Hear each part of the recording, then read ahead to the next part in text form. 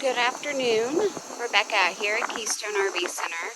Today I wanted to do a video. I'm doing one on the Flagstaff. It's an 832 IKLR.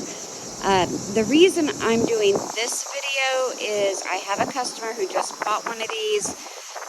They had their demo last week, but they're afraid that maybe they would have forgotten a lot of what I said during the demo. So really I'm doing this as a demo video for the customer.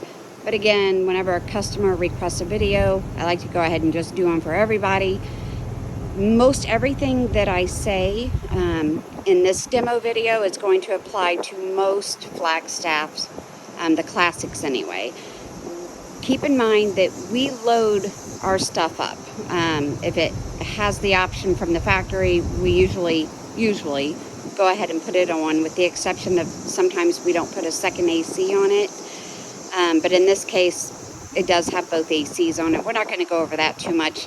I just wanted to do like a basic demo video, not only for you guys, but mainly for the customer who requested that I do a video for them. All right, so the first thing I always go over during my video is I go over the tongue jack and all that up front, the stuff that's up front first, and then we just work our way around to the inside. It's probably going to be a pretty long video, so I apologize for the length of it, but it's going to be a lot of good information for people that are just getting into camping or have forgotten a lot of what they knew years ago. All right, so here we go. Up here is, of course, the tongue jack. It's electric. When you turn the light bulb picture on, it shows up for you. I guess you probably can't see it here. But this lights up. It tells you how charged up your battery is for you, but it also puts a halo light down here at night. This is a really nice LED light for the coupler and the bulb. Pretty basic here. Up is up, down is down.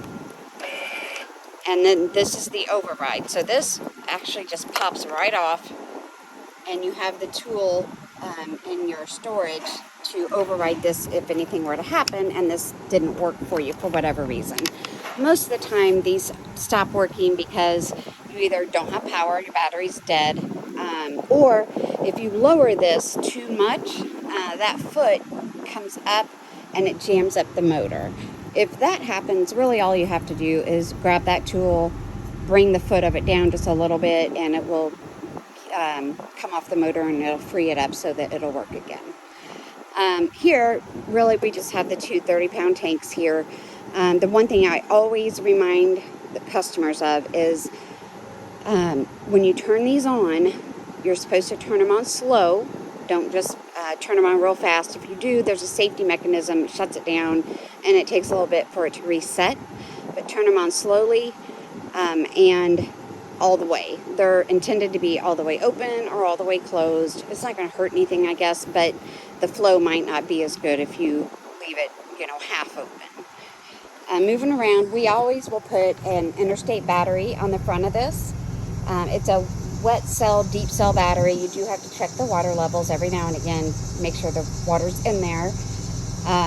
But that's part of the maintenance of owning a camper. The interstate battery, we put that on and it holds a 1-year warranty on it through Interstate. It doesn't have anything to do with Flagstaff because we're the ones that put that on. Underneath the LP, it's a little bit harder to see here, but right, let me see if I can get a good picture of it. There it is. That's the battery disconnect. Turn that on when you're using the camper, turn it off when it's in storage. That way, the few things that are in the camper that stay on no matter what, that way it doesn't drain your battery when it's just sitting. Okay, so moving around, all the important information about the campers right here, your VIN, how heavy it is, the total length of it, all that good stuff is right here. And then if we just keep moving around, this does have slide toppers on all the slides. One thing to keep in mind is the slide toppers are, and essentially it's an awning that goes over the top of your slide. It's intended to keep the debris off of your slide, so when you pull the slide in, you don't have to worry about tree branches or pine needles, whatever, getting on top of your camper, or on top of the slide out, I mean. But also please keep in mind that those slide toppers, when the wind is kicked up, you're going to feel your camper rocking a little bit because the wind's going to grab a hold of them and rock the camper some. If it's at all possible, if it's going to be really windy, I'd be bringing these slides in mainly because it could potentially rip right off the side of your camper here, just like your awning could. The other thing I want customers to keep in mind is the slide outs. These slide outs are not maintenance free. The rubber going around the slide out takes a rubber conditioner. You just spray it on, it foams up, and you leave it. Down here are the tracks. There's teeth on the tracks there. They want you to use like a lithium based or silicone based lube for that. The manufacturer is always going to say that you're supposed to be checking this stuff every 3 months. So check it regularly.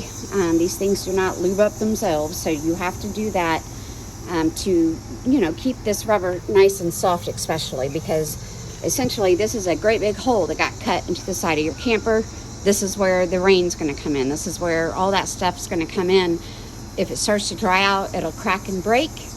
And then the weather out here comes inside. So just pay attention to that and make sure it's nice and movable, soft. All right. In this case, we have an outdoor shower. It's got hot and cold running water in there. Please don't forget to winterize this. This is the number one thing people forget about when they're winterizing. If that line busts inside, when you go to use it, say springtime, you go to use it, water's going to be coming out across your floor and you're not going to know where it's coming from. It'll be this outdoor shower. All right. Right here is the station where all your hookups are. So your city water is here. All right. It's got the sticker next to it. Over here is your antifreeze inlets for when you winterize. This is connected directly to the pump, so you don't have to go searching for the pump. You can just do it from right here. And up here is your black tank flush. Cable and satellite. You have cable, satellite. The one thing about this, all this being right here together, is you've got to pay attention to the stickers. I can't tell you how many times people were in a hurry to hook up and they, instead of hooking into their city water, they hook into their black tank flush. This black tank flush has a direct line to the black tank to spray it out. If you're hooking your city water up to this, it's filling up your black tank and it's going to flood out your toilet all over the floor. City water, always, always, always. I actually wish these guys, when they put all their stuff together like this, that this would at least, at the very least, be a different color so that you can visually see it, especially if you're in a hurry. When it comes to the city water, always use drinking water hose. When we were kids, using a garden hose was fine, but now as adults, it's not as good as it was when we were kids, and we now know that garden hose will hold bacteria. The purpose of the drinking water hose is so that it doesn't hold bacteria, and it's a lot safer to drink out of that hose. Always use a water regulator when you're hooked to city water. At the campgrounds, with the way they're set up, if the people on either side of you aren't using their water pressure is most likely coming to you. And it could very well blow your lines apart. And I've only ever had that happen to one customer, but it did happen. Water regulator. They do have these angled water regulators that come out and down so that when you put your drinking water hose here, it doesn't fall and kink. So you can just get one of those 90-degree angled ones and spend the extra money and get brass instead of the little plastic ones. It's only a couple of dollars more. The brass ones will last you a whole lot longer than the plastic ones will. All right. We're going to go over this black tank flush here in just a second. Down here, most of these have your dump station all in one spot. So you've got, in this case, 2 gray tanks and 1 black. The black tank is always going to be away from the gray tanks as far as the pole goes. They want you to hook your sewer hose up, put the other end to the ground, and then you're going to pull your black tank first, and then you're going to rinse your sewer hose out with the gray water. The reason they want you to do that is mainly for rinsing that sewer hose out. Now, if you're going to use your black tank flush, you don't necessarily have to do it in that order, but it's just a good habit to get into. But please, the number one mistake that people make, they'll get sewer on site at the campground. Now, if you can get sewer on site at the campground, do that. It's awesome to have that right there on site so you don't have to wait in line at the end of your trip. However, the number one mistake that people make is they'll go ahead and hook everything up. They'll hook their sewer hose up, put the other end to the ground, then open these valves, and then leave them open the whole time. What will happen is the only thing going through that sewer hose is liquid. Everything solid is staying behind and making a nice little pyramid inside your tank. Let's think about the black tank for a minute, okay? That's not good, and it dries to the bottom of your tank. Also, the fumes, odor from the sewer is coming up into your camper when those valves are open. So you can go ahead and hook your sewer hose up if you want to. Go ahead and hook it up, but just leave the valve shut until it's time to dump. 2/3 seems to be that magic dumping point. When your tanks are about 2/3 full, that's when you really want to dump. They're gravity-fed tanks, so they need the push of gravity to empty itself completely. Now, when it comes to the black tank flush, you're going to hook your hose up right here to the black tank flush. I wouldn't use my drinking water hose. I mean, it's a direct link to the black tank, so I would just get a garden hose. Hook it up there, and then open that black valve. Then turn your water on. The main reason is because if you leave that shut, the black tank, there's a lot of pressure building up in that black tank when this is being sprayed out. And a couple of things could happen. One, the vent on your roof, it could come out there, which is not fun. If you've ever seen the movie RV with Robin Williams, it's kind of like that. The other thing that happens though is people will leave that valve shut and hook the black tank flush up, and the idea would be to fill up the black tank with a bunch of fresh water and then do a big old dump. And that sounds like a good idea. However, if you walk away, this is still going to fill up, whether you're standing here or not. It's very easy to get distracted when you're doing all this. So if you walk away from it, that black tank, the black tank flush is filling up that black tank. And the big thing that's been happening is that it comes out of your toilet all over your floor. Not a fun mess to clean up, and it damages the floor. So leave the valve open. Once, most of the sewer kits that you get now, the end that goes here is usually clear. When you see that water running clear, you're done. Okay, so unhook your black tank flush and close the valves, and you're done. All right? That's all I got to say about that. This, of course, is your water heater. It's 6 gallons in most cases, unless you have a fifth wheel. The fifth wheels will usually have a 10-gallon tank. In this particular case, it's gas or electric, or both. The switch for this is inside, for the electric and for the propane side of this. Right here, you have an anode rod.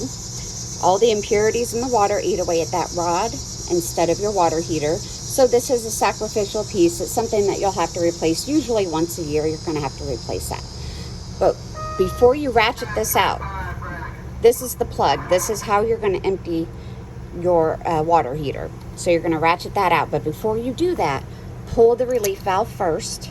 Okay, get the air and the pressure off of the tank. If you don't, this water's going to spray everywhere if you don't release the pressure in there.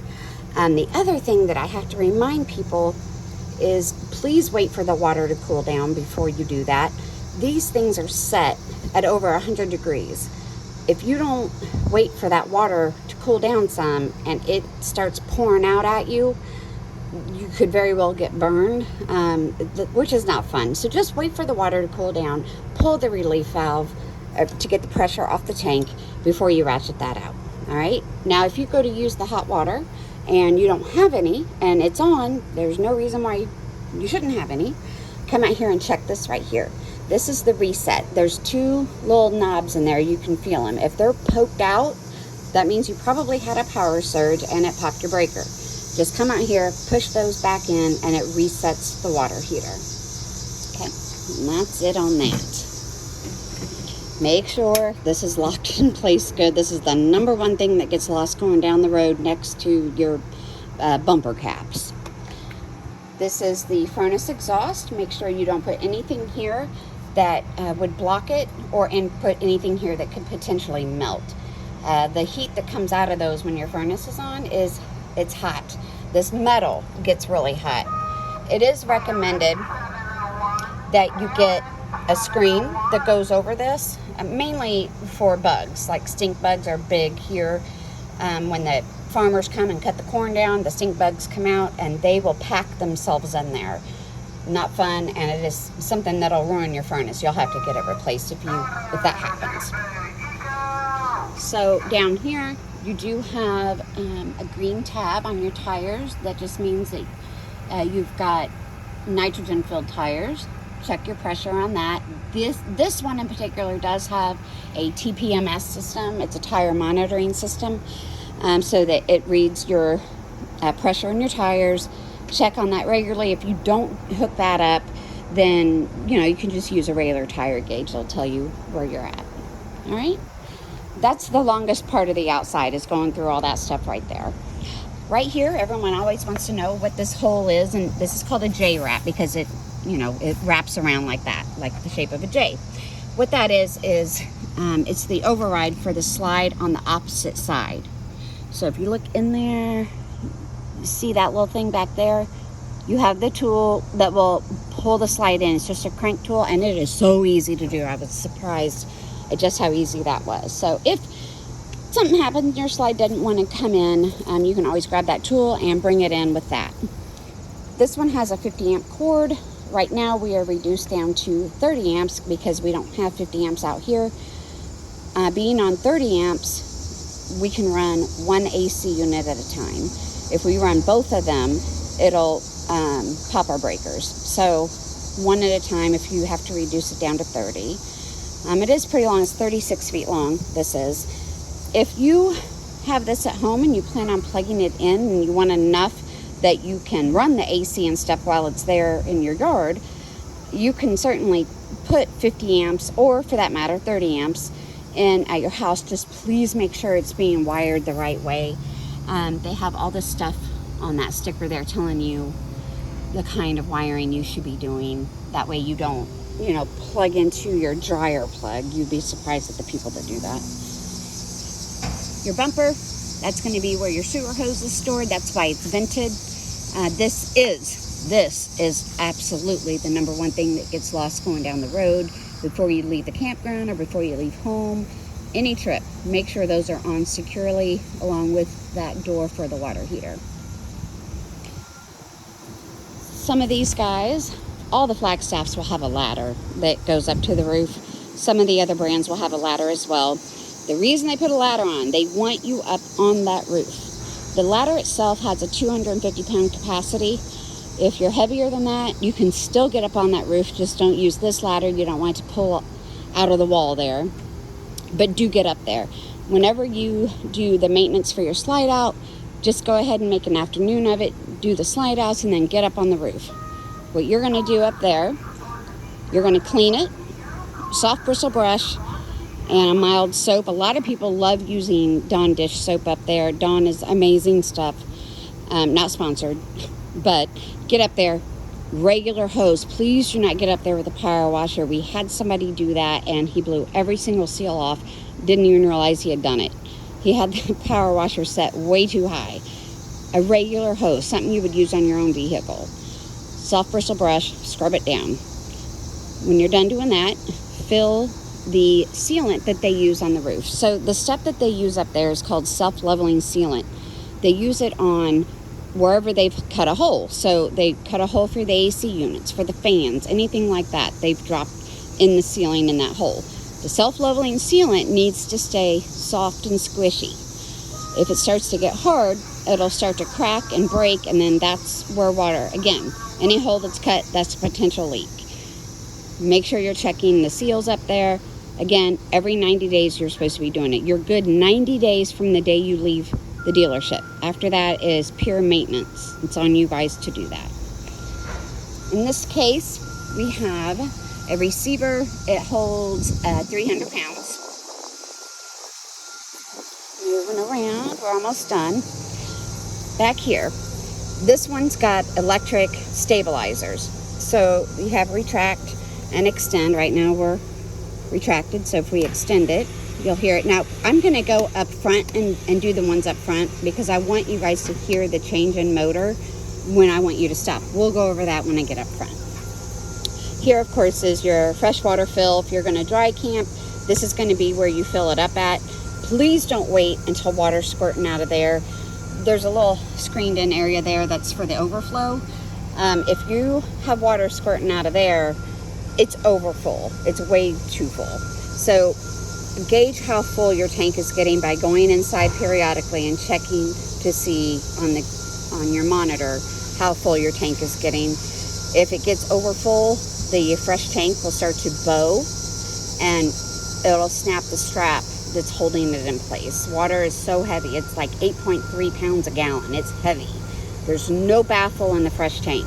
So that water is sloshing around in there pretty violently when you're traveling. You'll feel it in your truck.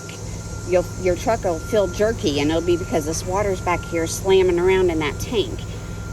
You don't want to do that. As a matter of fact, they're telling us that if you guys travel with water in your fresh tank and something happens, say that tank does fall out and it drags the underbelly and all with it, you have just voided your warranty. You are not supposed to travel with water. They're saying it's okay to travel with like a gallon or two if you want to do that. Like if you got to pull over on the side of the road, you want to wash your hands, whatever the case is. It's okay to use a little bit. But if you travel with a full fresh tank of water, you have voided your warranty if anything were to happen.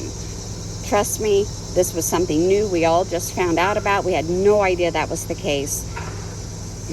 It's a big point of contention with all of us because we always were told that was okay. Apparently, it is not. And it's all manufacturers have that rule, not just Forest River, not just Drake, all of them. They're all saying not to travel with water. So there's that. That's a fight we're not going to win.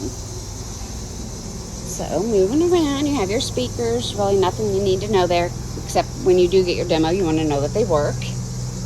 Make sure you're listening to both of them, not just one. Sometimes one will work and the other won't. Up here, in this case, you're going to have a mount for a TV if you want to bring a TV outside. Of course, here's the cable for it, and then a plug-in, plug it in. And here we have another outdoor shower. They do that because in this case, right here on this bar, you have a side table and an outdoor griddle that's going to just hook onto here. They don't give you a sink, so they give you this instead so that you can rinse off your hands or food, whatever it is you need. Again, don't forget to winterize that. So you have 2 outdoor showers on this one that you'll have to make sure get winterized. The last thing that I'm going to be able to talk about out here is going to be the stabilizers. Okay, again, it's in the name, stabilizers. That's what they're meant to do. They are meant to stabilize the camper from rocking back and forth when you're walking around in there. So, the reason I say all that is because you will see people leveling their camper with their stabilizers, and then those are the same people that are upset that their stabilizer bars have bent. These are not strong enough. None of these are strong enough to take on the weight of the camper to level and everyone walking around in there. They're just not meant to do that. So with electric stabilizers, usually what happens, one foot, it's one button for both of them up front, and then another button in the back for the 2 in the back. What you're going to do is when you push the button for extend, you're going to see that one will go down quicker than the other. It'll go down, it'll hit the ground, it will stop and wait for the other one to hit the ground. And then you're going to hear a change in the motor. That change is the noise you want to hear. Once you hear the change in motor, that's when you stop.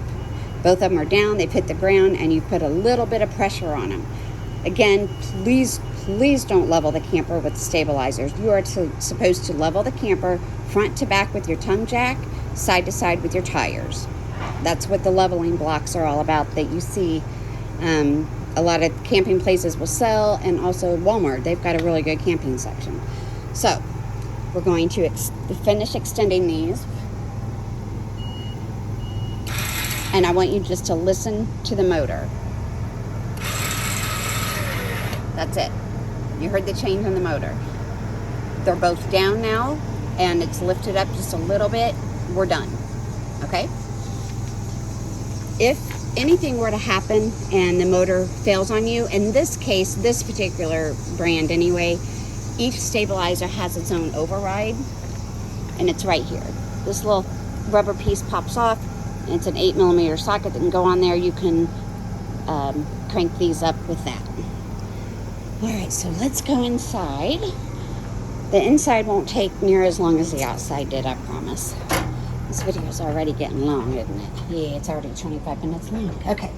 And I don't edit my videos or none of that because I'm not smart enough to know how to do all that. I probably should take a class.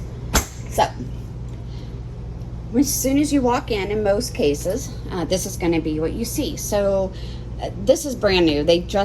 Flagstaff anyway, has just started using this board. This is not a typical board, although I am seeing a lot more of these come in with this particular monitoring system.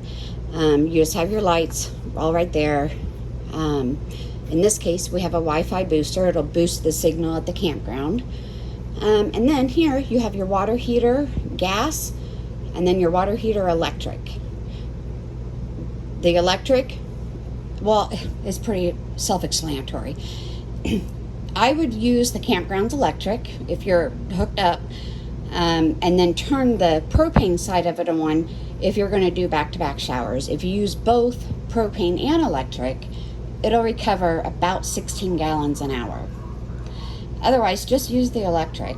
Now, if you start losing power, if your fuses start to blow, I did have a campground owner tell me that if people would just turn the electric part of their water heater off and just leave it on propane instead, that'll stop happening. A lot of the campgrounds, some of the older ones, especially their power grid, really can't handle all the power going through the campgrounds right now. They're packed. You used to be able to go to a campground, hey, I need a spot for tonight. Okay, come on, I got a spot. That's not happening anymore. You have to have a reservation because they are full. Power grid can't handle all that sometimes. Most of the time they're okay, but sometimes they can't. So anyway, if you have breaker or fuses that keep blowing on you, try turning the electric side of the water heater off and just use the propane and see if that doesn't fix the problem. In this case, everything's digital up here, so normally there's a button you have to push and hold to see how full your tanks are. In this case, you're just going to be able to walk by. This is an eye that is motion detect, so as soon as you walk by it, it's going to light up for you to show you how full all your tanks are. Again, 2/3 seems to be that magic dumping point. All right, you can wait until it's full if you want to, but just know that it has nowhere to go but up. So as it's filling up, if it gets too full, it's going to start coming up through the sink, the shower, the toilet, all that. All right, so in this case, we have awning 1 and awning 2. There's a big awning outside the door here. There's a second awning on that slide on the door side here. So we have 2 awnings on this one. The tank heater. A lot of these are now coming in with little heat pads on the holding tanks.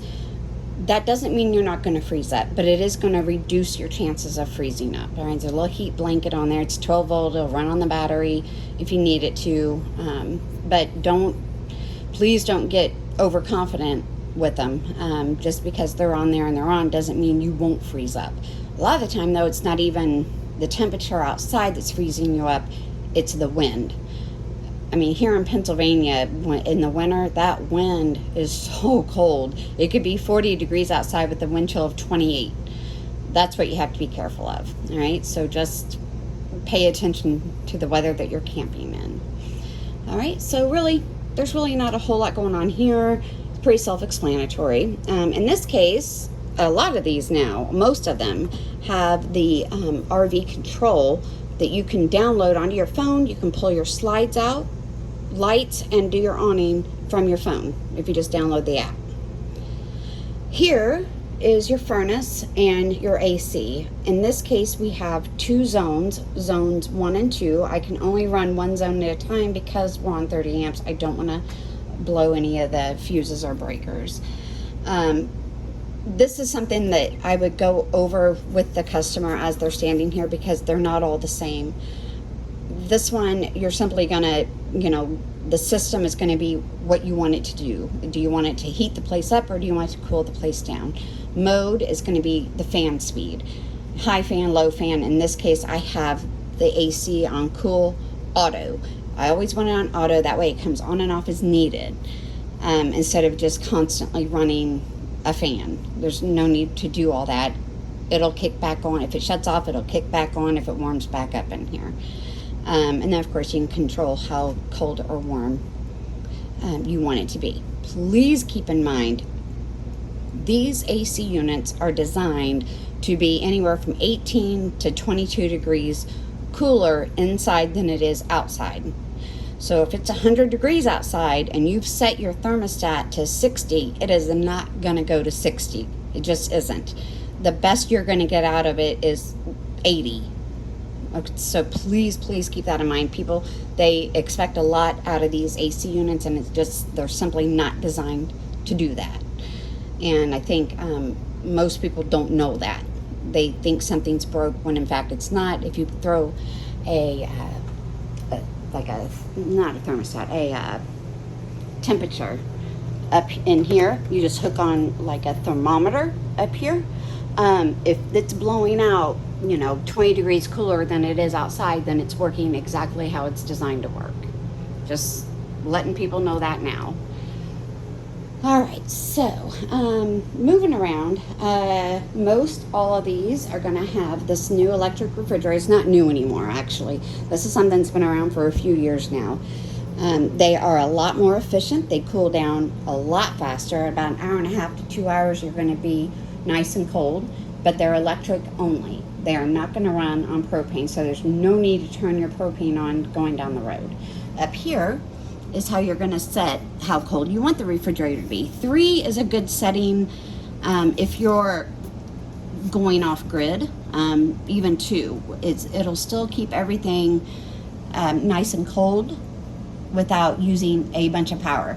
You can expect about a day and a half out of each battery if you're off grid. So you're not going to be able to do it for a whole week just on battery with no hookup of any kind, no generator, no power, just your battery. About a day and a half from each battery. And then your freezer. All right, so moving around. Just a 3-top burner that's very standard.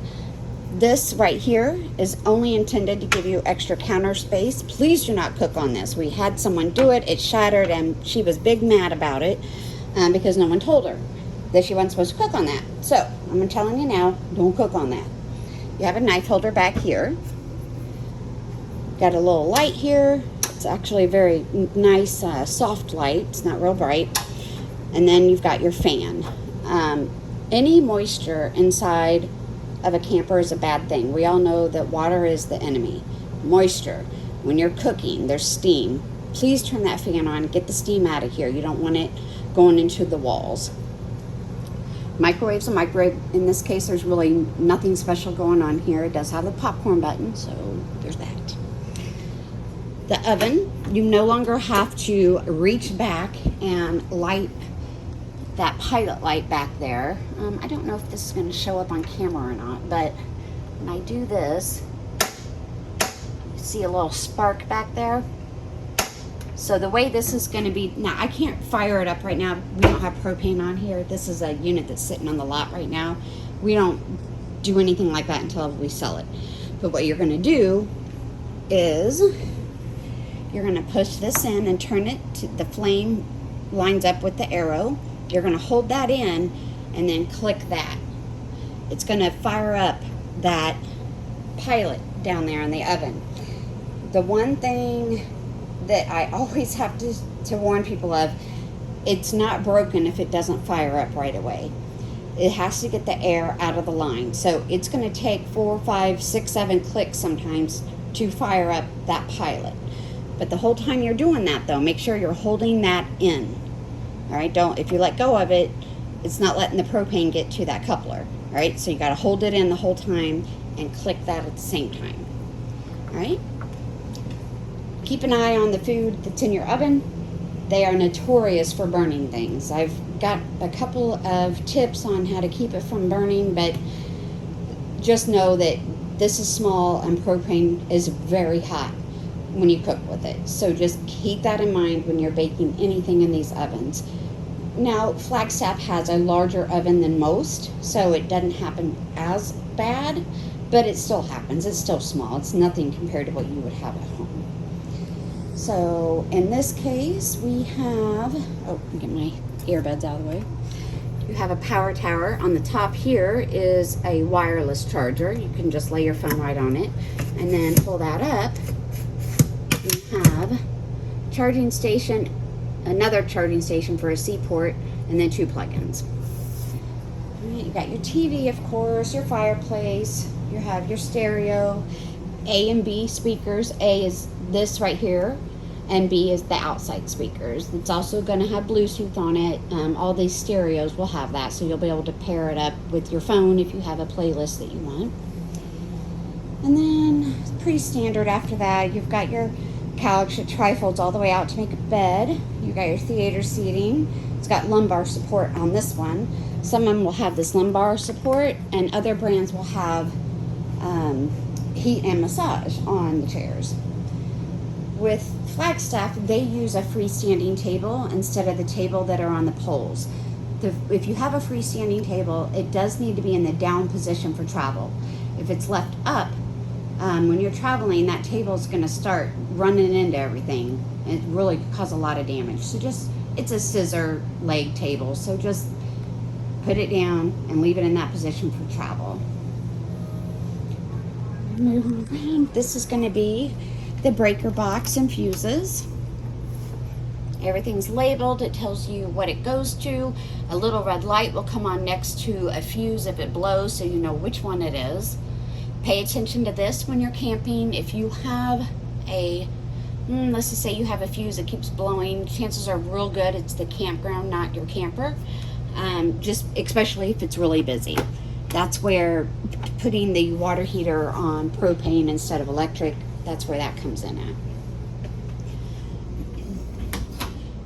In the Flagstaffs, we have a shower miser. The shower miser is designed, well, originally it was designed for people who dry camp.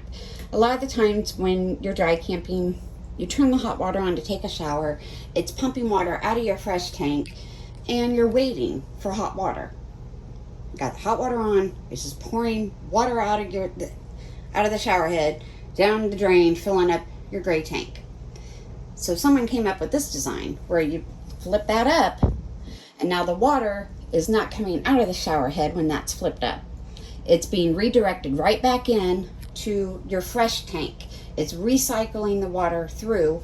When this blue turns a gray color, you now have hot water here. You'll be able to flip that back down, and now you've got hot water as soon as you turn that back down.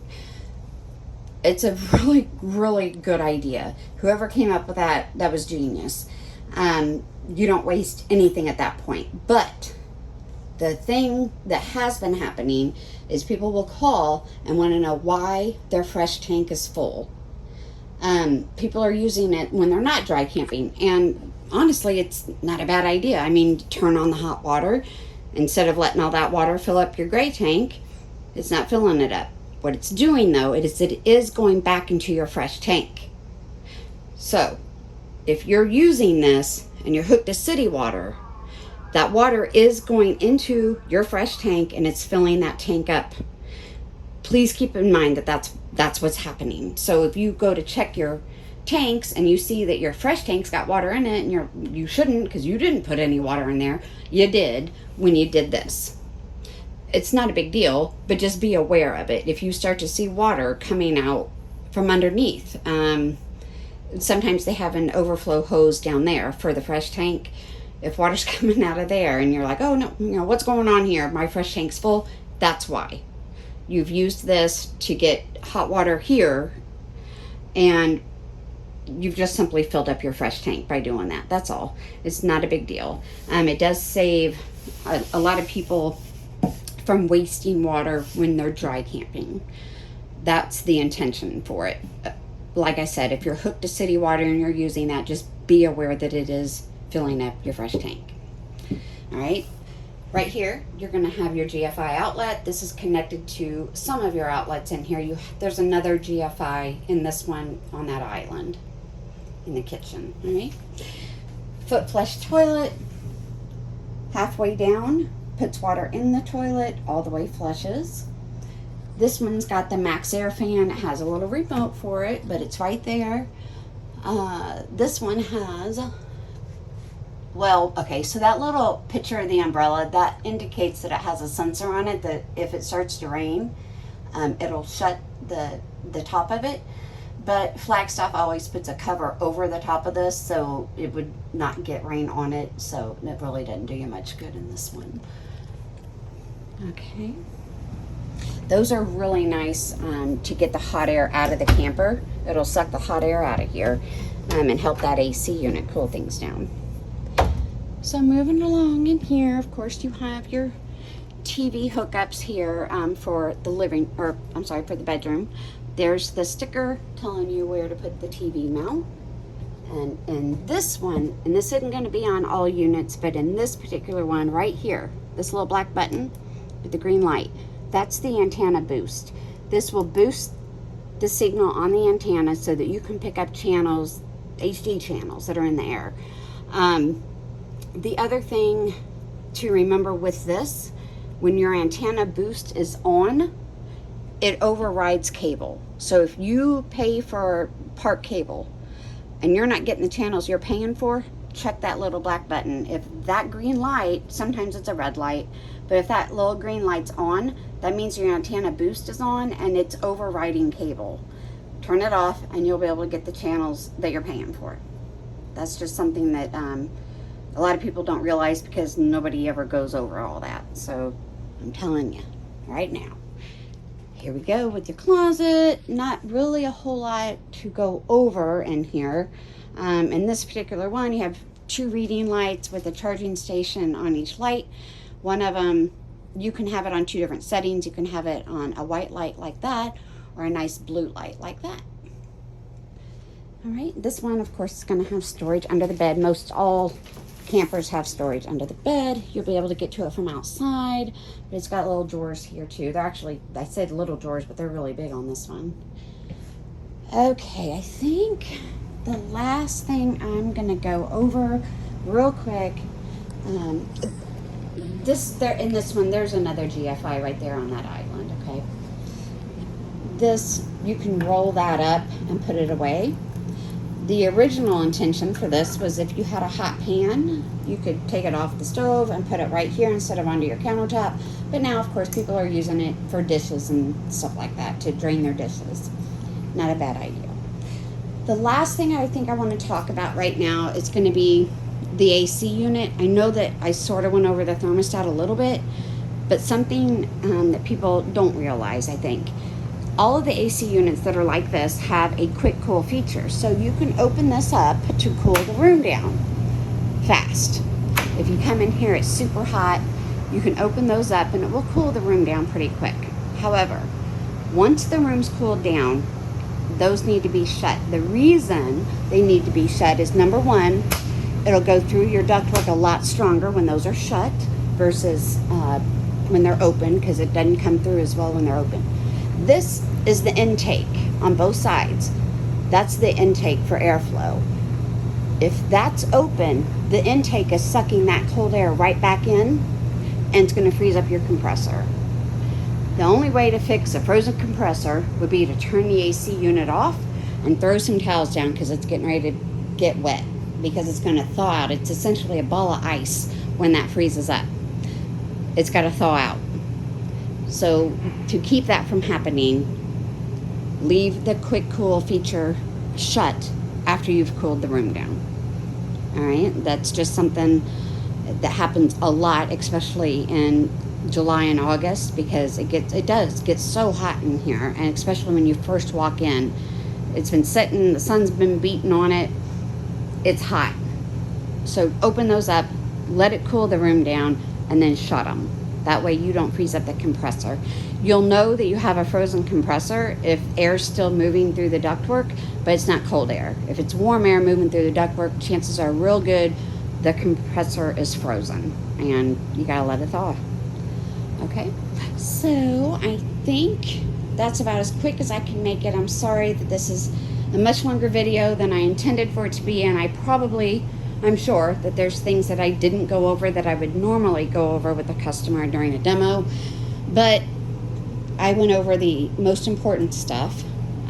Please, when you winterize your unit, please make sure you're bypassing the water heater. There's always going to be an access panel somewhere inside on the opposite side of the water heater to reverse the lines. So right now, the switches are going with the lines. When you winterize, they are going across the lines to cut water flow off. So just be sure that you're checking that. And I think that's about it, you guys. If you have any questions, let me know. You can always comment down below. You can always give me a call here at Keystone RV Center. The number here is 800-232-3279. We are in Greencastle, Pennsylvania. You guys are welcome to come take a look at anything we have. We have the Hershey Show coming up September 14th. It's in a couple of weeks from today. So maybe I'll see you there. Maybe I'll see you here. In any case, thank you so much for watching, and I'll see you in the next one. Bye.